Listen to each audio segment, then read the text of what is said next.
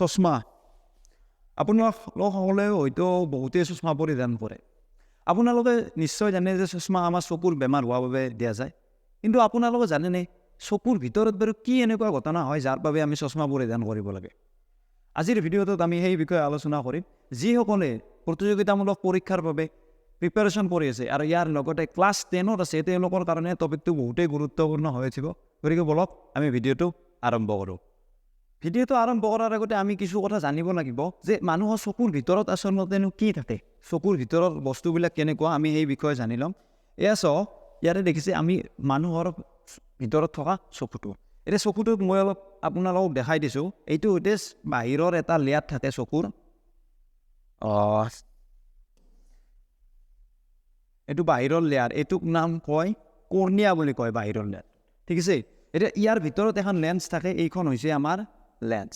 এই লেন্সখনৰ কাৰণে আমি কি বস্তুবিলাক যিকোনো বস্তুবিলাক অহা বহৰ লেন্সৰ মাজেৰে গৈ পিনে পৰে ক'ত?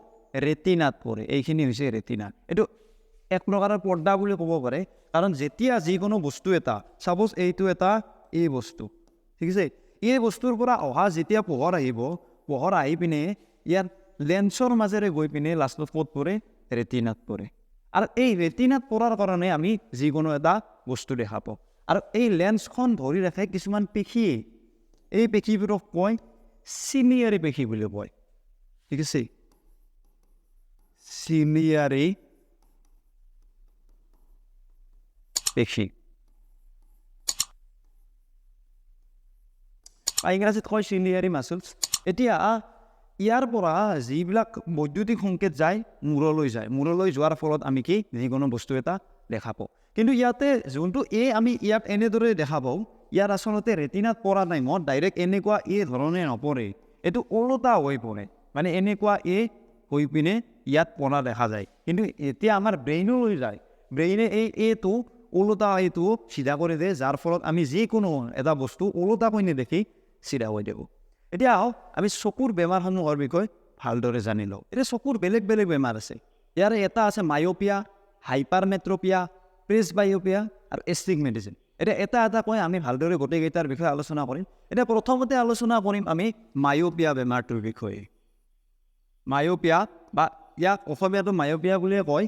আৰু ইয়াতে চাওঁ যে যিকোনো বস্তু এটা ছাপ'জ পোহৰ আহি গ'ল, পোহৰ আহি পিনে প্ৰথমতে ক'ত পৰে? আমাৰ ৰেটিনাত পৰে। ৰেটিনাত পৰি ইয়াতে পৰ্দাত পৰি প্ৰতিবিম্ব গঠন হয়। কিন্তু কেতিয়াবা কি হয়, মাজে মাজে কেতিয়াবা মানুহৰ চকুটোৰ গলকটো বহুত ডাঙৰ হোৱা দেখা যায়। এতিয়া চকুৰ গলকটো কেতিয়াবা ডাঙৰ হৈ যায়, লগাতকৈ বেছি ডাঙৰ হৈ যায়। বা কেতিয়াবা কি হয়, লেন্সৰো কিছুমান প্ৰব্লেম দেখা যায়। আৰু কেতিয়াবা কৰ্নিয়াৰো কিছুমান বক্ৰ আকাৰৰ কৰ্নিয়া দেখা যায়, যাৰ ফলত এই যোনখিনি ছাপ'জ পৰা পোহৰ আহিছিল, এই পৰা অহা পোহৰটো আহি পিনে ডাইৰেক্ট পৰ্দাত নপৰি আগত পৰা দেখা যায়। ঠিক আছে, যাৰ ফলত এটা বেমাৰ হয় আৰু সেইটো কয় মায়োপিয়া। এতিয়া মায়োপিয়া বেমাৰটো কি? মায়োপিয়া বেমাৰটো হৈছে যে আমি ওচৰৰ বস্তুটো ভালদৰেতো দেখোঁ, কিন্তু দূৰৰ বস্তুবিলাক ভালদৰে নেদেখোঁ।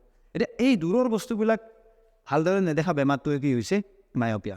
এতিয়া মায়োপিয়াৰ কাৰণটো আপোনালোকে নিশ্চয় দেখিছে, ইয়াত আহি পিনে আগত কি হৈছে? এইটো ওলোটা প্ৰতিবিম্ব ইয়াত গঠন হ'ব, যাৰ কাৰণে আমি দেখা নাপাওঁ। এতিয়া মায়োপিয়া বেমাৰটোনো বাৰু কেনেদৰে ৰোধ কৰিব পাৰি? এতিয়া ইয়াক ৰোধ কৰাৰ এটা উপায় হৈছে যে অৱতল লেন্সৰ ব্যৱহাৰ। এতিয়া অৱতল লেন্স মানে কেনেকুৱা? আমি এনেকুৱা ধৰণৰ লেন্স দেখি আহিছোঁ। এইখনৰ লেন্স হৈছে উত্তল লেন্স, আৰু এখন আছে কি? অৱতল লেন্স। অৱতল লেন্সৰ কি ভিতৰ ফালে সোমাইছে, এনেকুৱা ধৰণৰ লেন্সক কি বুলি কয়? অৱতল লেন্স, বা ইংৰাজীত কয় ইয়াক কনকেভ লেন্স।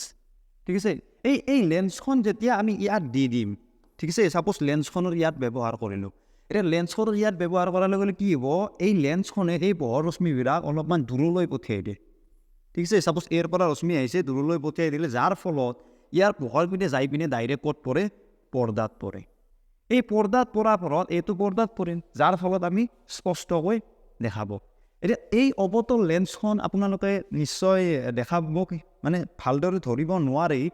আপোনালোকৰ যদি চকুৰ বেমাৰ হৈছে, তেতিয়া চকু দেখাব গৈছে, তেতিয়াহ'লে নিশ্চয় গম পাব যে ডক্তৰে চেঞ্জ কৰি চশমা কেইযোৰ আপোনাৰ ওপৰত বহাই আছে। ঠিক আছে, সেই বহা টাইমখিনি কি কৰিছে? আচলতে এই বস্তু এবাৰ ইয়াত আহিব এটা ইয়াত আহিব বস্তুখিনি এডজাষ্ট হৈছে যেতিয়া আপুনি আগত দেখুওৱা ABCDখন ভালদৰে পঢ়িব পাৰে মানে কি একচুৱেলি আপোনাৰ কি বস্তুখিনি পূৰা পৰ্দাৰ ওপৰত পৰিছে যে আপুনি ভালদৰে পঢ়িব পাৰিছে যাৰ ফলত আপুনি বস্তুখিনি যি আপোনাৰ ডক্টৰে দেখাই দিয়ে ABCD XYZ সেইখিনি আপোনালোকে ভালদৰে পঢ়িব পাৰিব এতিয়া এনেকুৱা ধৰণে আমি মায়োপিয়া বেমাৰটো ৰোধ কৰিব পাৰোঁ এতিয়া মায়োপিয়া বেমাৰৰ ৰোধ কৰাৰ বাবে যিবোৰ অৱতল লেন্স ব্যৱহাৰ কৰা হয় অৱতল লেন্সৰ পাৱাৰ থাকে এতিয়া পাৱাৰটো কেতিয়াবা কিহত থাকে প্লাছত থাকে কেতিয়াবা মাইনাছত থাকে কিন্তু অৱতল লেন্সৰ পাৱাৰটো সদায় মাইনাছত দেখা যায় ঠিক আছে মানে এইখন লেন্সৰ পাৱাৰটো সদায় কিহত আহে মাইনাছ আৰু উত্তল লেন্সৰ পাৱাৰটো কিহত আহে প্লাছত আহে এতিয়া 2 নম্বৰ বেমাৰটো হৈছে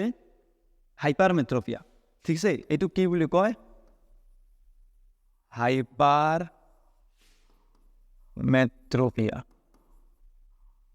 এতিয়া এই বেমাৰটোত আচলতে কি হয় এতিয়া হাইপাৰমেট্ৰপিয়া বেমাৰটো মায়োপিয়াৰ ওলোটা এতিয়া চাইছোঁ যে মায়োপিয়া বেমাৰটোত কি আছিল আমাৰ দূৰৰ বস্তুবিলাক ভালদৰে দেখা পোৱা নাছিলোঁ ওচৰৰ বস্তুবিলাক ভালদৰে দেখা পাইছোঁ কিন্তু হাইপাৰমেট্ৰপিয়াত কি হয় ওচৰৰ বস্তুবিলাক আমি ভালদৰে পঢ়িব নোৱাৰোঁ দূৰৰ বস্তুবিলাক কি হয় দেখা পাওঁ এই বেমাৰটো হৈছে হাইপাৰমেট্ৰপিয়া এতিয়া হাইপাৰমেট্ৰপিয়াত বাৰু চকুৰ ভিতৰত কি হয় আমি চাওঁ আহক এতিয়া হাইপাৰমেট্ৰপিয়াত ছাপ'জ যিকোনো বস্তু এটা ওচৰত আছে ঠিক আছে এতিয়া ওচৰত থকা বস্তুটোত কি হয় পোহৰ ৰশ্মিবিলাক গৈ পিনে ইয়াতে পৰ্দাত নপৰি দূৰত গঠন হয় দূৰত যাৰ ফলত বস্তুটো অস্পষ্ট দেখা যায় ঠিক আছে বস্তুটো অস্পষ্ট দেখা যায় এতিয়া হাইপাৰমেট্ৰপিয়া বেমাৰ হোৱা মুখ্য কাৰণ কি হৈছে যে আমাৰ চকুৰ গলকটো কি হয় কেতিয়াবা সৰু হৈ যায় লগাতকৈ যে অৰিজিনেল চাইজটো এইখিনি থাকিব লাগে কিন্তু সৰু হৈ গৈছে যাৰ ফলত ইয়াৰে যোনখিনি ৰশ্মি গৈ পিনে দূৰত গঠন হয় বা কেতিয়াবা কি লেন্সৰ প্ৰব্লেমো থাকে লেন্সৰ প্ৰব্লেমৰ কাৰণেও কি হয় এইটো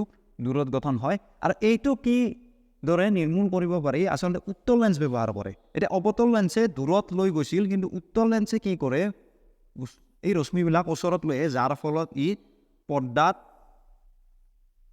প্ৰতিবিম্ব গঠন হয় আৰু এই প্ৰতিবিম্বটো আমি পৰ্দাত গঠন হোৱাৰ ফলত ভালদৰে স্পষ্টকৈ দেখা পাওঁ আৰু এনেদৰে আমি কি কৰিব পাৰোঁ আমাৰ যোনটো হাইপাৰমেট্ৰপিয়া বেমাৰটো ৰোধ কৰিব পাৰোঁ ইয়াৰ পিছতে এটা বেমাৰ আছে সেইটোৰ নাম হৈছে আপোনাৰ প্ৰেছবায়োপিয়া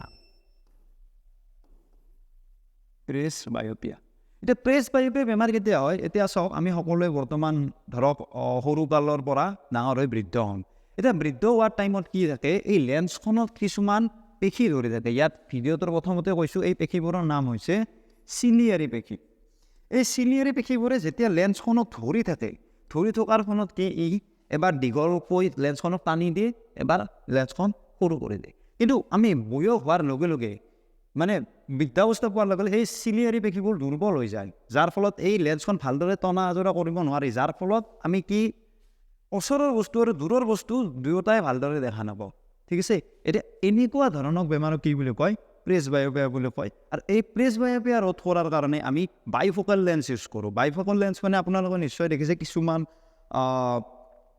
চশমা ঠিক আছে মই দেখাই দিছোঁ কিছুমান চশমাৰ কি গোটেইখিনি থাকে আৰু এইখিনিত এতিয়া অৰ্ধা চন্দ্ৰাকাৰ টাইপৰ শ্বেপ দেখা যায় ঠিক আছে সেনেকুৱা লেন্সবিলাক হৈছে আপোনাৰ বাইফোকাল লেন্স আৰু সেই লেন্স ইউজ কৰি পিনে আমি ওচৰৰ বস্তুখিনিও ভালদৰে দেখা পাওঁ আৰু দূৰৰ বস্তুখিনিও ভালদৰে দেখা পাওঁ আৰু ইয়াৰ পিছত এটা আছে এষ্টিগমেটিজিম বুলি কয় আৰু সেই বেমাৰটোত কি হৈছে যে যিকোনো বস্তু এটা ওচৰত থাকিলে উপি থকা দেখা যায় ঠিক আছে সেইটো আমি ভালদৰে ধৰিব নোৱাৰোঁ কিন্তু ডক্টৰে কি কৰে কিছুমান চিলিণ্ড্ৰিকেল লেন্স দি দিয়ে যাৰ ফলত আমি বস্তুটো ভালদৰে দেখা পাওঁ এতিয়া এই চাৰিটা যিকেইটা বেমাৰ হৈছে আপোনালোকে নিশ্চয় দেখিছে আৰু আপোনালোকে নিশ্চয় গম পাইছে যে চশমাবোৰো আমি কিয় ব্যৱহাৰ কৰোঁ গতিকে যদি ভিডিঅ'টো ভাল পাইছে তেতিয়াহ'লে লাইক কৰিব আৰু লগৰ বন্ধু বান্ধৱীসকলৰ লগত শ্বেয়াৰ কৰিবলৈ নাপাহৰিব আমি এনেকুৱা ধৰণৰ ভিডিঅ' আপোনালোকৰ আগবঢ়াম যদি আপোনালোকৰ কিবা মন্তব্য আছে তেতিয়াহ'লে তলৰ কমেণ্ট বক্সত জনাবলৈ অনুৰোধ জনাইছোঁ ধন্যবাদ শেষত আপোনালোকক জনাব বিচাৰোঁ যে আমি নতুনকৈ এটা কম্পিটিটিভ এক্সামৰ কাৰণে বেটছ আৰম্ভ কৰিম আৰু সেই বেটছটোত অতি সোনকালে আৰম্ভ হ'ব গতিকে যিসকলে এই বেটছটোত জইন কৰিম বুলি ভাবি আছে তলত দিয়া নম্বৰত আমাৰ লগত যোগাযোগ কৰিবলৈ অনুৰোধ জনাইছোঁ